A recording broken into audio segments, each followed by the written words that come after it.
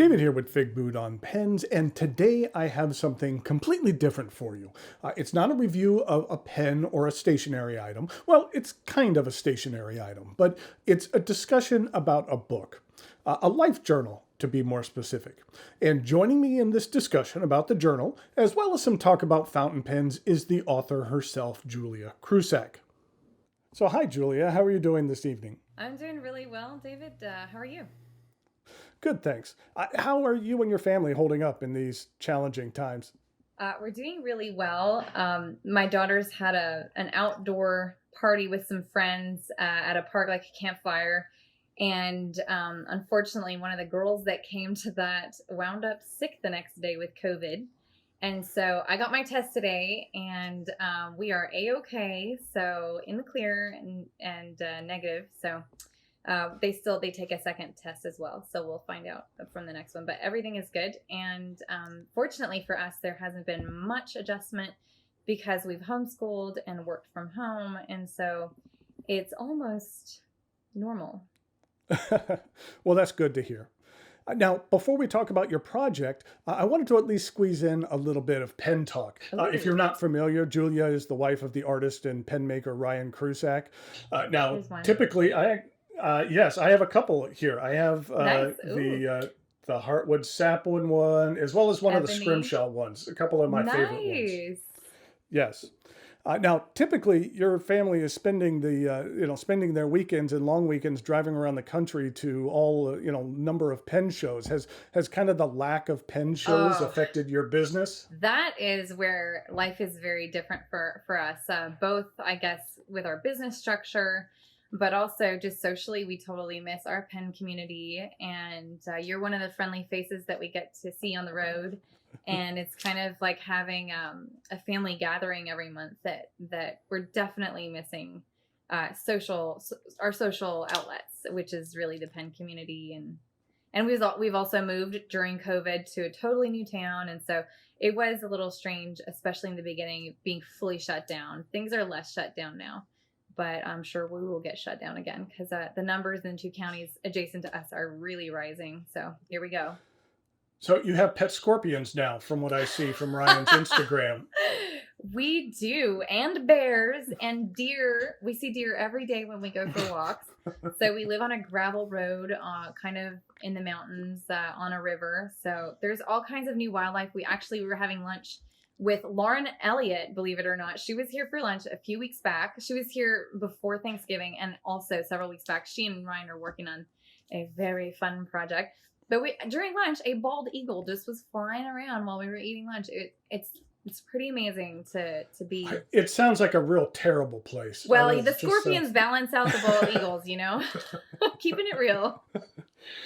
So basically, we wanted to talk about your project here. Now, I do have a copy of it, and it is the Legacy Journal. Now, could you explain to folks if they're not familiar with the Legacy Journal, what exactly is a Legacy Journal? So this particular legacy journal is a guide to take the user, the writer, through the telling of their story, starting with their ancestry, walking through their family dynamics, their parents and their grandparents and great grandparents, even. So there's kind of details about great grandparents in there, and through their youth and childhood, adolescence, young career, and so on and so forth, through their life into marriages and parenthood. And so this is for someone at any age, I would say starting like in your teens. My teenage niece is working on hers now because she has a better memory now than she will ever in the future about her childhood. So this is something that young adults can start working on, and you can keep it as an open-ended book that you keep journaling in throughout your life. You can receive this at age 75 and start reminiscing and kind of keep it as a companion, and just also it takes you into the details of how you should always keep your affairs in order. And so that's a really important part of our lives that unfortunately many people neglect to take care of. And it's good to get the conversation started with your family, so people know your wishes, just as something small like being an organ donor and informing yourself. It may trigger something when you're reading this book. You're like, I need to look into becoming an organ donor. What does that mean? And, what fears might I have related to that? And so it takes you through even discussing cremation versus burial, and what does that mean? Is there a financial difference? Which there is a huge financial difference. You're looking at $700 for cremation and $10,000 for a burial. So all of that is in here, and I think it's a healthy look at your life, your past, your present, your future, and there's all kinds of fun stuff in here, like your bucket list, which is my favorite section, and the top 10s of your books, your movies, your TV shows, all of the entertainment stuff. So that is kind of a general overview. Yeah. Now, I know that there's a lot of other types of books like this out here. What do you think differentiates your book for some of the other ones that are available? I think this is a more thorough prompt journal, and it kind of encompasses what a funeral home might give you when they're trying to get your business for future, for whenever you die. They usually give out little pamphlets, and those are never legacy quality. It's not heirloom quality.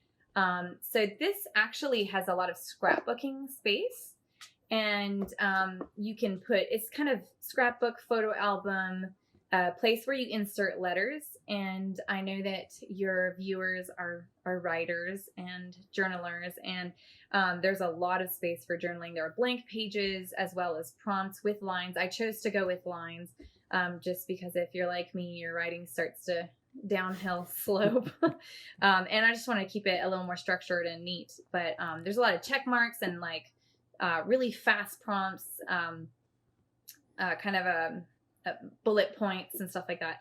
So it's good for people who have a lot to say, and for people who really don't have too much detail to share, who just kind of want to have a basic representation of themselves out there. And there's lots of rooms for chatty people too. So this is a rather large book. It's almost 300 pages. Now, every person isn't going to use every page of this book, but it still, I can see how some people might think that committing to doing something like this can be rather daunting to start off with. Yeah, and you know what? It's, if you don't have a terminal illness diagnosis, it should feel like a treat. A few nights a week, fill out a couple pages, flip through, go to a section that sparks some joy, some interest, and get in there and start writing. It's really, really fun to look back.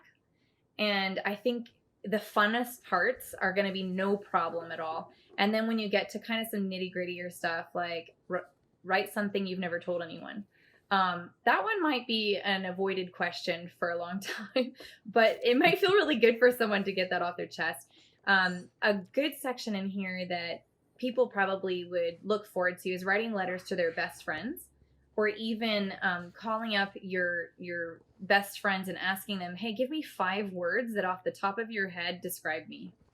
So there are just all kinds of different activities, and so it's not something that you can possibly do in a week or two. This is definitely more of a couple months if you were pretty aggressive about it. Maybe 1 month you could get it done. You probably would. I don't expect that anyone will answer every single question in this, but it's really kind of casting a broad spectrum on the different areas that most people would like to talk about. Yeah.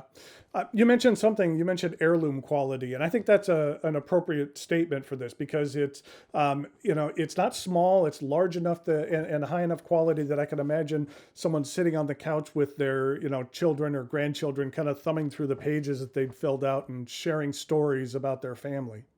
Yes, and I made it 8.5 by 11 so that you can stick documents in here. And you can write it on, any normal size, North American size papers, and just stick them in there. You can, there's lots of space for freedom and scrapbooking. So you can fit a lot in here, and, slide your papers in here for your letters easily. I wouldn't recommend really stacking a ton of stuff in here, but just nice, like not folded stuff. Just open it up, slide it in the right places, and I think you'll be set. And stick it in a lockbox if you want at the end. Yeah, there's just lots of prompts in here, and that prompts like this can really jog memories, helping you kind of recall experiences that you haven't thought about in ages.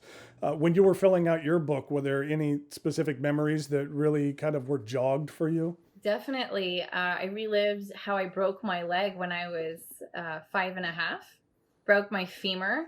I went around the block. This is back when you just would wander your neighborhood. And I was super scared of this one family, but that's where all the kids were playing that day. And he taught karate out of his basement. And so there's a lot of mystery with this family. Went to their yard and they had the swing set with, it had the two poles and then the two seats. And it just kind of goes like this. Well, I had been waiting and waiting and waiting for my turn, but I was the smallest kid there. So finally I was like, well, when am I going to get a turn? And they said, well, you can sit in the middle. And I went ahead and sat in the middle. It sounded like a good idea because it was a way for me to get on the swing. And sure enough, it goes up. I slip and it just snaps my femur. And just, I had not really talked to my kids about that story. And I was like, I'm going to write this down. And, that's one story that they should know, how I broke my femur. Well, you have lots of prompts that are really nice, especially around some of the family and what things that you did when you were younger. Like you mentioned, that things were different than when we were kids, and you were able to like run around outside, and that's kind of one of the things. It was like games my friend and I played, and quote unquote outdoor play. And I was trying to explain that to other folks about how a while back about things were really different. Basically, in the summer, our parents would just let us go outside, and it was just as long as you were home by dark, your boundaries were as far as you could ride your bike, and until you heard, Mr. Eacock down the street whistle as loud as he could, and you could hear his whistle for blocks, and that meant that Jeff, my friend, that means we had to come home because Dad whistled. But how you really just had free reign of the neighborhood and free reign of the area. And it was a lot different than it is now. It was, because if you lived in a certain type of community, usually there were no like single people living there. It was kind of suburban. Well, in my case, it was just all families, and everybody had kids, and we knew everybody's name, and we played with everybody's kid, and that was just the way it was. And other parents could chastise you as well, and that was just part of it. And it took a village to raise a child, and that had its great strong points. And I kind of wish that, well, living out here in the boonies, we do live in a kind of retirement community, but there are pluses to that as well. My son, who is 7 years old, has befriended a neighbor 2 streets over, and she rides up on her 4-wheeler. She's in her mid-70s, and says, Caspian, get on here. And he gets on in the front, and he drives her around on her 4-wheeler. So, I guess today there are still some really positive things, depending on where you live, right? Yes. Speaking of vehicles, that was one of the prompts that I saw here about your adolescence, or about adolescence, was the first car. What was your first car? I didn't own my first car. My mom was sick, and I'll get to that later. But she had a Toyota Tercel. I can't remember the year, maybe 94. And she couldn't drive it. And so my brother and I got to drive it. And he was 2 years older than I, and he put a giant subwoofer in the trunk of that car. And you could hear us like a couple kilometers away coming down the road. In fact, I had my first speeding ticket in that car probably a month within when I got my license, jamming out to Run DMC and Aerosmith's Walk This Way after going clubbing with her. And we're just riding down the road, jamming that with that subwoofer that attracted the cops. And I look in the rear view, and there, sure enough, are the lights. And I'm like, man, why isn't this cop passing me? What's his problem? And then I realized those lights were for me. And so that was the red hot Tercel. I rented a Ford Pinto hatchback from my uncle until I was thinking about buying it, and I took it to a gas station to use to take it to a garage, and they'd check out the car and tell you if you should buy it or not. And the guy came back and said, no, you should not buy this car. So I did not buy that car, but my first car I had a Datsun B210 hatchback.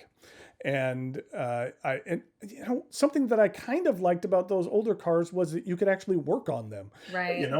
I changed the brakes myself. I Wow. changed several things myself. I changed them. I mean, nowadays you'd have to take it to some Take it place to in the change computer. They anything. had to like hook it up, and they can fix stuff by just Yes. hooking it up. But I was living in a neighborhood that wasn't that great, and one night my car got shot. And so Did you there say was some shot? gunfire outside. Yeah, there was some gunfire outside. And in the morning, I went to my car, and there was a hole in the side of it. And in the back, there was a little kind of door in the side where you could access some of the turn signals. And I had a bunch of golf scorecards, like a wad of golf scorecards. And they were in there, and the bullet was like lodged in the middle of the golf scorecards. And so I still have the bullet. Nice. But yes, my car got shot, and that was my Datsun B210, and that was my very first car. Was it manual or automatic? Oh no, it was a stick. It was a stick shift. Same here. Yes, and that's another thing that's kind of going away now is the ability to drive stick shifts. That not as many cars have them. That's and, right. And then you watch like a TV show like The Amazing Race or something where they go around the world and then they throw the people in a stick shift car and no one can drive. Well, we could, David. We could. Yes, absolutely. Yeah. Oh, one last one. I saw like, what was your favorite movie growing up, or what was a real influential film? Okay, so those are two totally different questions. My favorite movie was Anne of Green Gables, but the most, I think a movie that had a huge impact on my life was when I snuck into my friend Emiliev's basement, and the older brothers were watching Child's Play. And I saw that demonic doll, and it changed my life. I was so scared of my dolls after that movie. So I can't think of a movie that had a huger impact on me after that. And then as a teenager, the Blair Witch Project really messed me up. That was, for its time, there was questions when that came out to where everyone was wondering, like, is this real? Right. Is this not real? Right. There was a whole social media aspect to that film when Yep. social media wasn't around that much. That's right. There was a website.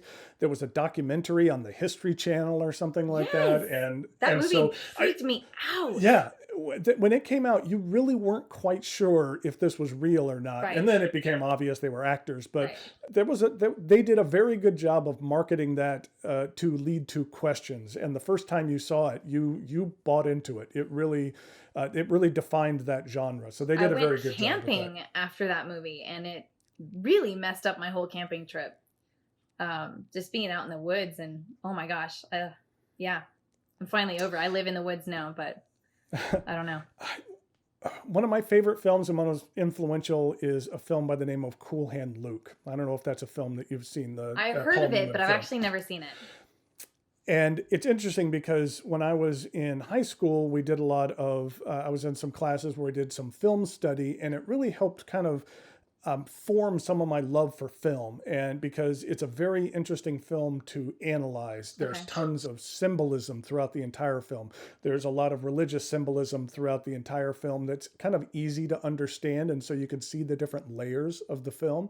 And then on top of that, it's a really good film. I enjoy it. And with some classic lines and some classic characters.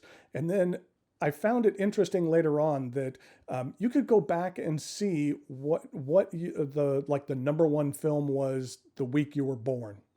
Okay. And that for me, the number one film when I was born was The Jungle Book, the original Jungle Book. Wow, but the next week was Cool Hand Luke.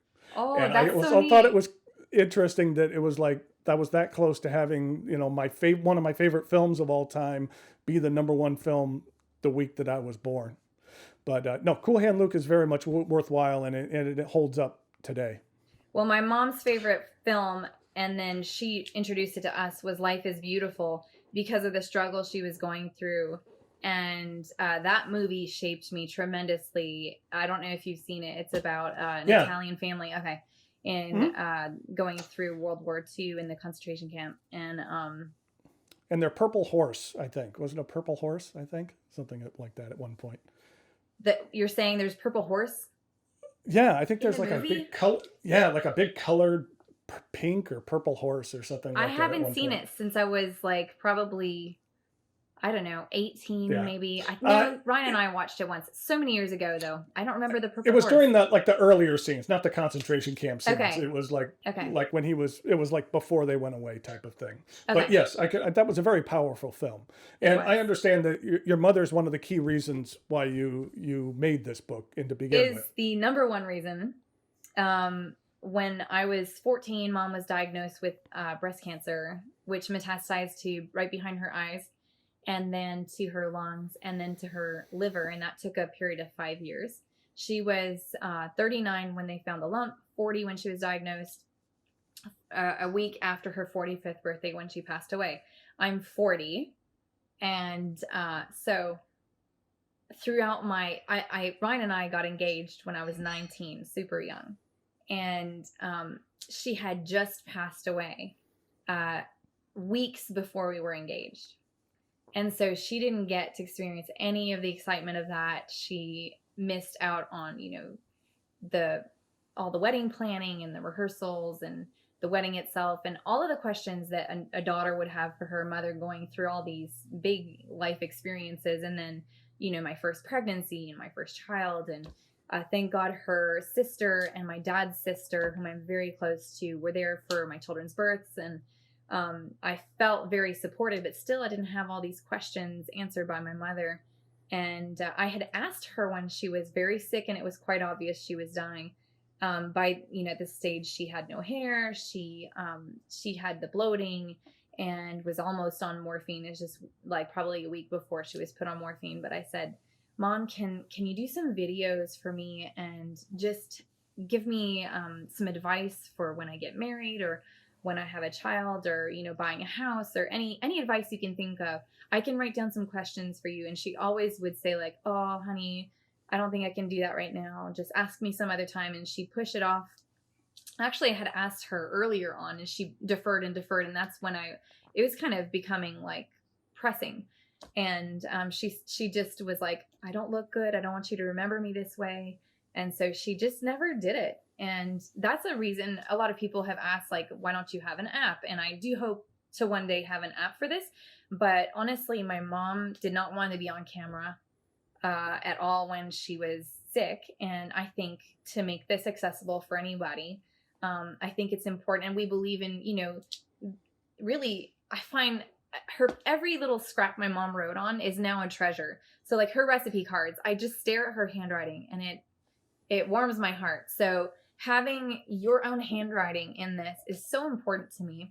It's just your own personal stamp in life. And whether it's perfect or it's not, it's still your personality coming through. And I think it's important that we leave that, especially if you're a parent. I think it's really important that your kids get this piece of you, and they can share it amongst themselves. Or one lucky kid gets to be the guardian of the book for the others. My dad's mother, my grandmother, was led an amazing life, and she was very humble to where she would not come out and tell us these things. That we would just be asking her about something, and then she would mention, "Oh, I used to work for Disney and was an animator, and I worked on Pinocchio drawing the fish in the bowl." And we're like, "Grandma, why didn't you tell us this stuff?" Or that all of a sudden we found out later on in life that my grandfather was in the Marines, and that while he was in the Pacific fighting World War II, that she was part of the program where they had, because she was a crop duster, she flew crop dusting planes when she was younger in Nebraska, and that they hired women to basically, where they had the factories in the Midwest for the planes, the fighter planes and the bombers, they would fly them to the West Coast or fly them to the East Coast. And so she would fly the fighter planes and the bombers from Kansas City or wherever they were making them in the Midwest to the West Wow. Coast.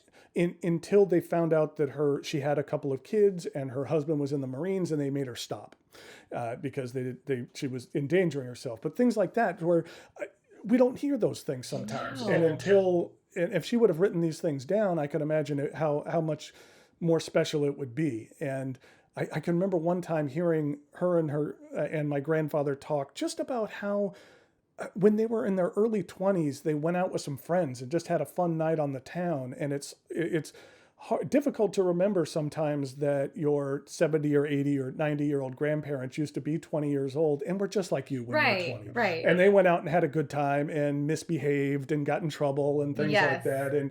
And you don't necessarily think about that, but having someone to take the time to kind of dedicate to write down some of those memories could really mean something special for people down the line and the other people in your family. Absolutely. My dad, I actually consult. My dad's a veteran. He spent many, many years, my whole life, and probably I would say 30 years as an Army reservist. But he started off with Vietnam, and he helped me do the page in the career section for military service. And one thing that he had me put in here, let's see if I can get it's right. So he said, so there, page 182 is for the uniformed service, and he had me put in here things only other veteran or same occupation would understand. Things only another veteran or same occupation would understand. That to me was pretty telling, because he doesn't tell us kids a whole lot about his years in Vietnam, and that's a space where he feels he could feel safe writing about something that was really difficult or traumatic. And that's a place where maybe after he passes away, of course he's working on his journal, and I may find out something from that is something that he was never able to speak out loud. But he helped me write these 2 pages here. And I thought that was important, and I put first, and I'm very grateful for those who serve our country in the armed forces. So,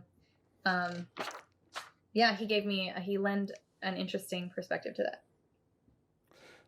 One quick story about my grandparents that made me remember that is, at one point my grandfather was a sergeant major, and at one point he was a drill sergeant, and he was a sergeant major, and there was one point in time where he had his car, and he had to have a whole bunch of guns in the back of the car for whatever reason. He was moving them from one place to the other. It doesn't sound as strange if you're in the military having to move guns from one place to the other. But for some reason, he had taken the car home, and we lived in the San Diego area. And my grandmother and her friend decided to take the car and go down to Tijuana for lunch, to go down to Mexico for lunch. Mexico was different at that point, and Tijuana was different at that point as well. And so they take the car over the border filled with guns, and do not realize this. And that my grandfather gets home and starts panicking because he knows what's going on. There's no such thing as cell phones. Someone's gone, they're gone. You don't know where they're at. You can't reach them. And they had lunch, and then they came back over the border. No one checked the car. Oh my gosh! And then they got home, and my grandfather is like in a panic, and they don't quite understand. And he goes and opens the trunk, and all of a sudden it's just like full of weapons. And they realize that, wait a second, we were that close to ending up in Mexican life jail in prison. My grandma, yes. The gun runner. Yes, the gun runner. But that reminded me of something that maybe military people might understand a little bit more, is just stuff like that potentially happening. That is wild. You need to fill out one of these for your grandma's life, I think. Yes. Now, so where do folks get this book? You can go to our website, which is rkspens.com. And I have a link. I'll put a link to it in the notes below. Okay. The video, You can go to alegacyjournal.com. And all of those will redirect you to lulu.com, which is straight from the publisher. If you go to lulu.com, you just search A Legacy Journal or Julia Krusac, and it will pull up the book. The other 2 links, alegacy.com, will take you directly to the page. When you actually sent me this, I took a look at the address, and the publisher is about 10 minutes away from my house. Wow. And about 1 mile from my office, when we actually used to go into the office. But it's like 10 minutes from my house. So I was like, okay, no wonder it didn't take long to get here, because they're just right down the road. So, well, Julia, I wanted to thank you very much for your time, and Thank you. I will say that I think that this is an interesting project. That it's one that makes you think, and it's not just something you're just going to fill out. That it's something that you're going to interact with, and like you said, it's not a weekend type thing. That it's something that's almost an ongoing project, and it's kind of a project not that never ends, but something you're always contributing to. And you mentioned also that the paper in here is very fountain pen friendly. Yes. Have you written in yours? Have you written in it? A little bit, but I haven't necessarily tested it that much. But Okay.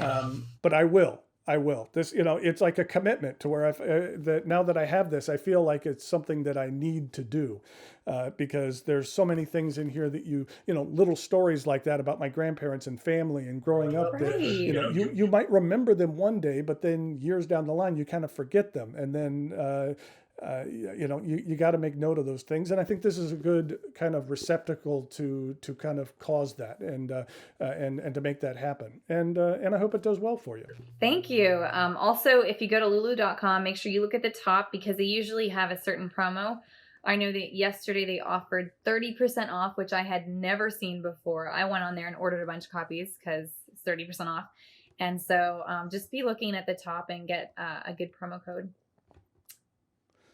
Well, great. Well, thanks for joining me. I really appreciate it, and Thank you. I hope the book does well for you. Thank you so much. Appreciate it. Have a good evening. Thanks. Bye. Bye.